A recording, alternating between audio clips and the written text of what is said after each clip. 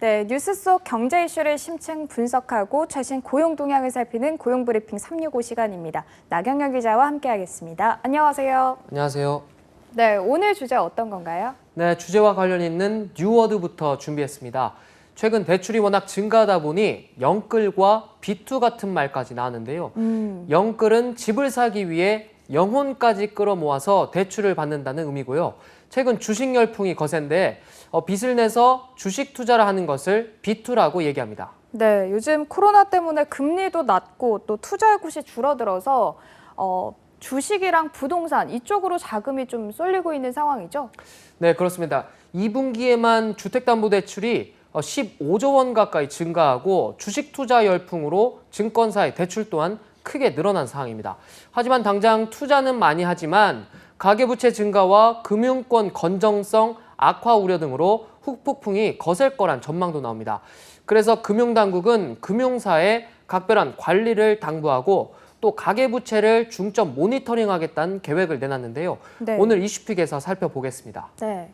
한국은행이 가계대출에 카드 할부를 더한 가계 신용 잔액을 매 분기 발표를 하는데요. 올해 2분기 가계빚이 또 역대 최대를 기록했다고요?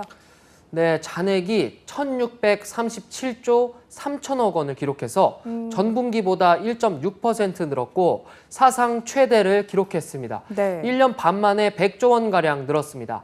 2018년 4분기 1,537조 원에서 계속 증가하고 있는 건데요. 특히 지난해 4분기에 부쩍 늘어난 뒤에 올 2분기까지 꾸준히 늘고 있습니다. 네, 이 가계대출 가운데 가장 눈에 띄게 많이 증가한 항목들이 있는데요. 아까 잠깐 말씀을 하시기도 했는데 이 주택담보대출이 가장 큰 비중을 차지했다고요. 네, 정부의 대출 규제에도 전세자금 수요 등이 이어지면서 1분기보다는 증가폭이 좀 줄었지만요. 여전히 15조 원 가까이 늘어 873조 원으로 집계됐습니다. 지난해 평균 증가액보다 규모가 더 커졌습니다. 부동산 규제 강화 전에 주택 구입에 막차를 타려는 현상이 영향을 끼쳤다는 분석입니다. 네, 그리고 아까 저희가 이야기를 잠깐 언급을 하기도 했지만 주식 투자가 좀 상당히 많이 늘었더라고요. 네, 그렇습니다. 2분기 가계대출 가운데 두드러진 점은 신용대출을 포함한 기타 대출이 1분기와 비교하면 4배 넘게 뛴 점인데요. 자세히 들여다보면 주식 부문입니다. 증권사 신용공여라고 해서 증권사가 투자자를 상대로 주식 매수 자금을 빌려주는 게 있는데 네. 이 증권사 신용공여가 지난해 4분기에는 3천억 원 늘었고 코로나19 사태가 시작되고 동학개미운동이 초기였던 올 1분기에는 외려 4조 6천억 원 줄었는데요. 네. 갑자기 2분기 들어서 7조 9천억 원 급증했습니다. 네, 앞서 비투라는 신조어에 대해서 언급을 해주시기도 했는데 주식 열풍이 일고 있는 이 현상을 그대로 보여주는 단어다 이렇게 볼 수 있겠어요? 네, 주식으로 돈 벌었다는 사람들의 자극을 받아서 비투 증가 속도는 5G급으로 늘고 있다는 얘기가까지 나오는데 네. 신용거래 융자 속도를 짚어보면 확연하게 이게 드러납니다. 지난 6월에 12조 원에서 13조 원으로 1조 원 늘 때 19거래일이 걸렸는데 지난달도 1조 원씩 늘어날 때도 각각 10거래일이 걸렸습니다. 이달 15조 원에서 16조 원은 단 6거래일 만에 돌파했습니다. 5G급으로 늘고 있다고 하니까 확 와닿는데 그 이유는 저희가 좀 어떻게 분석해 볼 수 있을까요?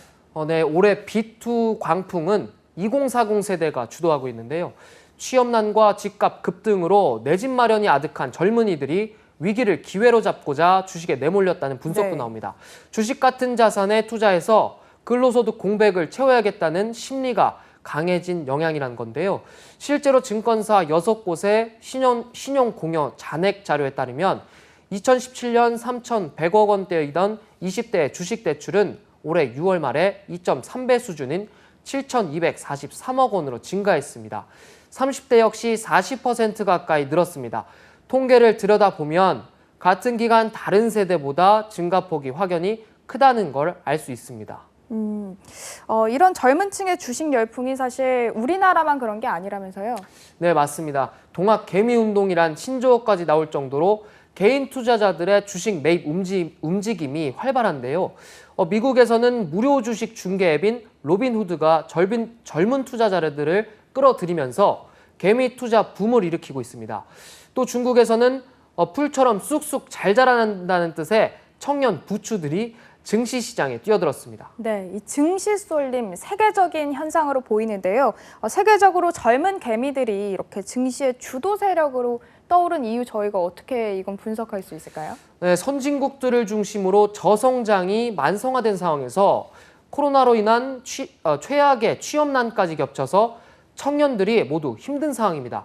그렇다 보니까 추월차선에 진입하고 싶어도 기회를 잡기도 어렵고요. 그래서 올 초 세계 증시를 강타한 코로나 쇼크를 기회로 젊은이들이 각국 증시로 대거 몰려든 건데요.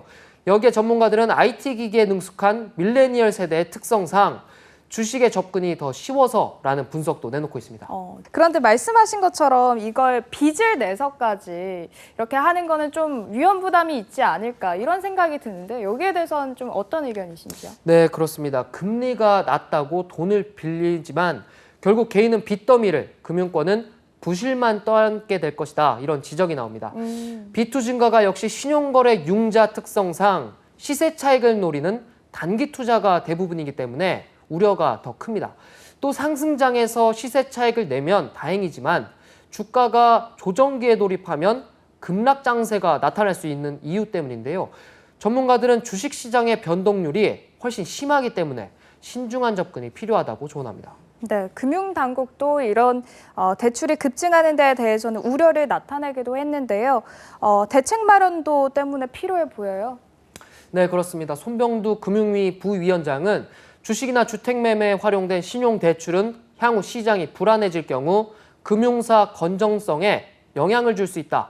금융사 차원에서도 각별한 관리가 필요하다고 강조했습니다.